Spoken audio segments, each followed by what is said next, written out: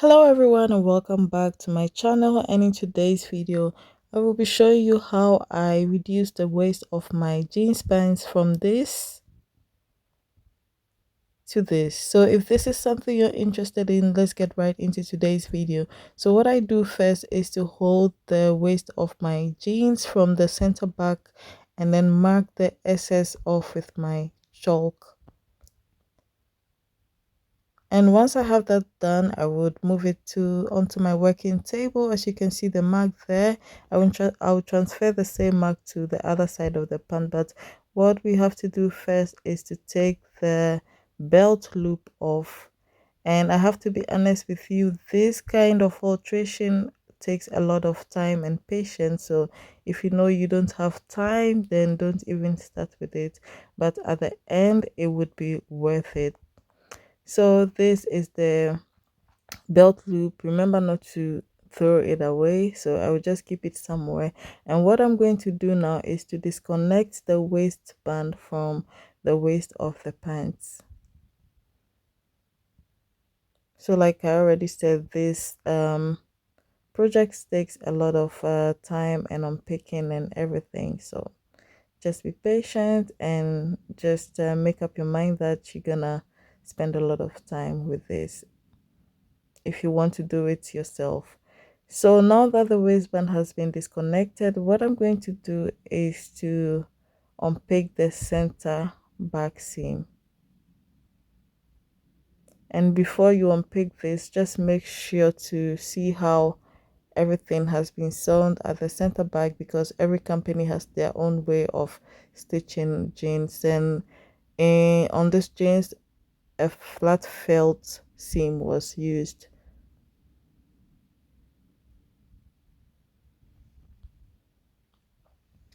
So from the waist, I unpicked about 7 inches down. You can go even further if you need more space to work with.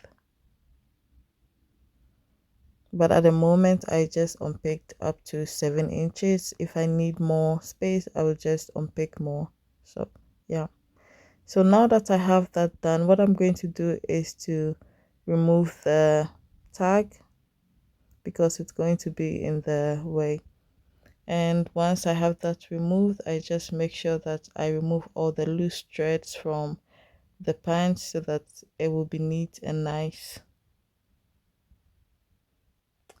Now that I have that done, what I'm going to do is to mark where I need to cut off. So from the center back to the other side was 2 inches. So now the total length that I have to cut off is 4 inches. So 2 inches on both sides from the center, and this is what I have now. So I'm going to extend the line down, but I'm going to slant it a bit because we want to have the seam at the end like that.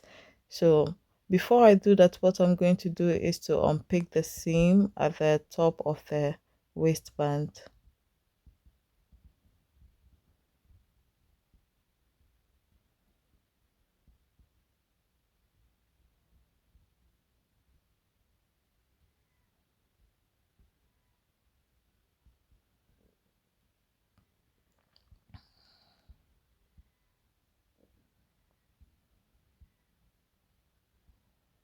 So now that that has been done, with my ruler I will make a straight line at the center of the band like this and then cut through it.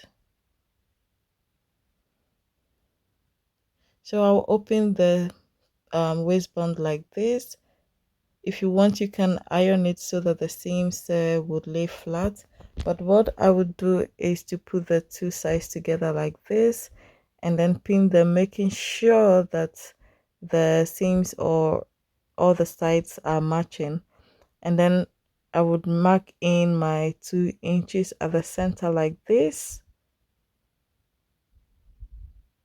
And then at the ends of the waistband, I'll measure 1/3, because remember I told you it's going to be a slanted line. So I'll measure 1/3 at both ends of the waistband and then connect the dots to form a line. So after connecting the lines, you see that it's not like a really straight line, it's just a little slanted. It's like a V.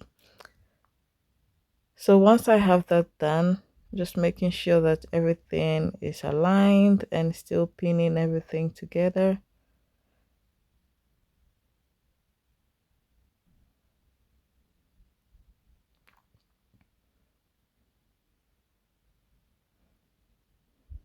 So now off to the machine and I have to choose a thread. So I have these two threads, and because this seam is going to show, I have to make sure I have a thread that is as matching as possible. So I think this one was the nearest thread I had that matched this. So this is the thread I would be using.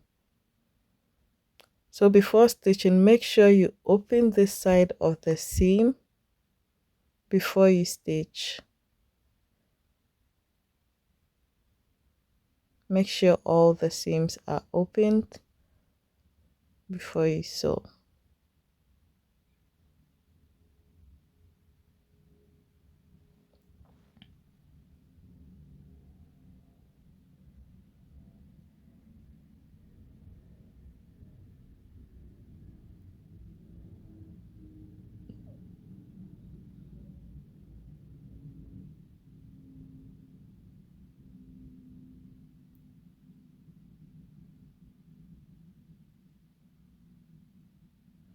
And this is what it looks like after stitching. So you can see that the seams are matching, and what I'm going to do now is to just trim off the excess. So make sure you open the seams like this before you fold the waistband together like this, and then fold in the seams at the ends.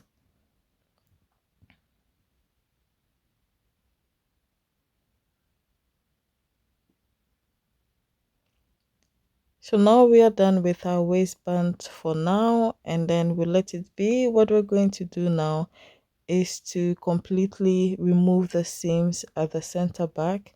There were two seams, and then I unpicked one at the before, and now I'm removing the second one to totally disconnect the center back seam. So now you can see that the seam at the back is opened. So like I already said, the type of seam used was the flat felt seam. So with that, instead of marking the doing the markings on the inside or stitching from the inside, the stitching is going to be done at the right side of the pants. So from the center of the seam like this, I'll just mark the center there, and then from there I would mark my 1 3/4. Remember that is what we mark at the lower side of the waistband. So I'll mark the same so that the waistband would be able to fit this side. So once I have my mark there, with my ruler, I will just draw a line which disappears into the center back seam like that, like a dot.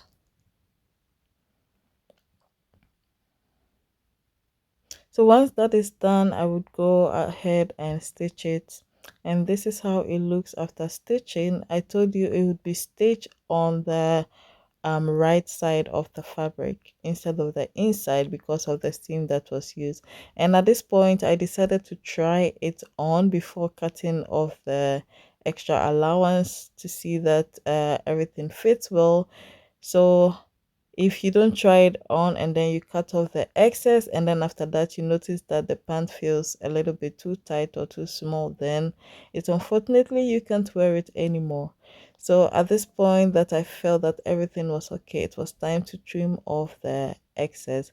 So with this kind of seam, um one of the allowance will be bigger than the other. So on this side of the allowance I would trim it really low, really small, because like I said, the seam on the center back is a flat felt seam, and this side would be a little bit bigger because I'll be folding it onto the other side of the seam to stitch it. But I noticed that it was a little bit too big, so I went in again and trimmed off. But this time I noticed that I also trimmed off too much, but I managed to work with the little that I had. It was a little bit difficult to pin it, but I managed to pin it anyways.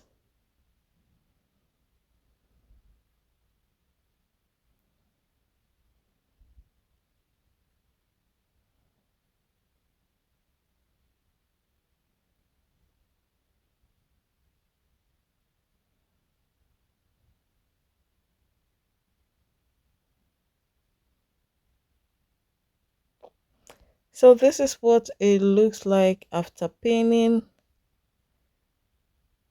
and this is a close-up look. This is how it looks like.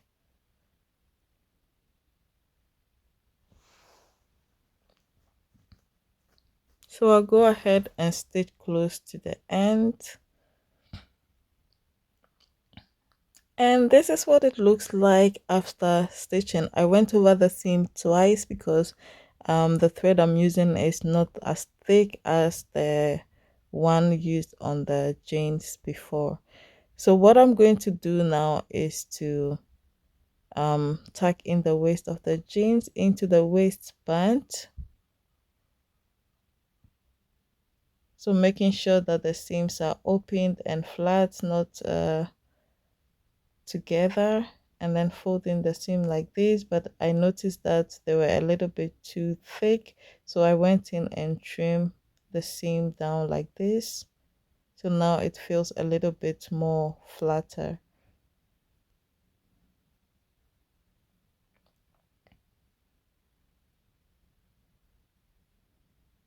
So making sure the seams are matching, I attach the waist of the jeans into the waistband like that and then pin it.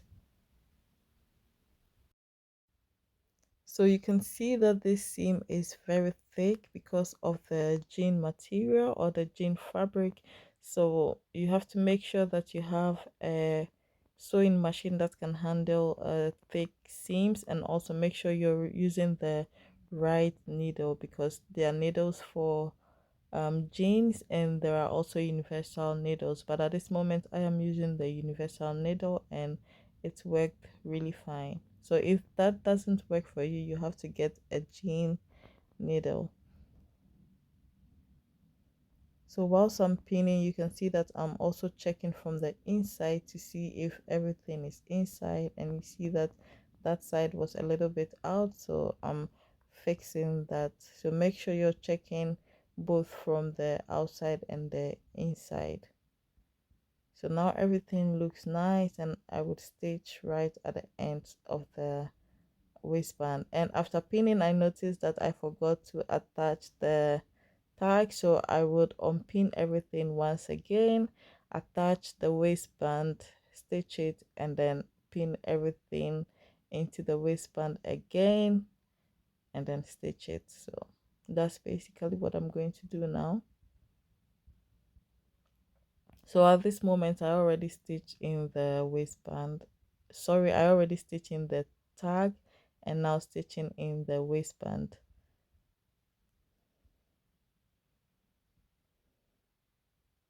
So I went over the stitching twice again to make sure it's really secure.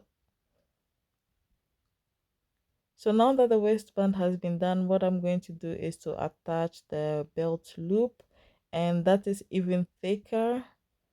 And I was hoping at this time that my machine can still handle it because it was very thick, but gladly I was able to stitch it with my machine. But if you are not able to do it, you can just use hand stitches to attach it. So this is what it looks like in the end, and I really like the outcome. And let's have a closer look at what it looks like.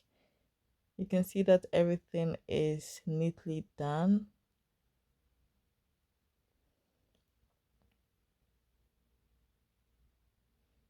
And this is how it looks on. You can see that it fits perfect. And at the back, this is how it looks like. You can see that the seam at the lower side of my back looks a bit washed out than the one up, because yeah, the seams or that are already on the jean is a bit washed out, and the new one is not, because I took it from the sides of the jeans, and you can see that part is not as washed as the other seams of the jeans. So what I plan to do is to just use a steam iron to press it down to see if that place will be also faded. If not, then I think it's just fine.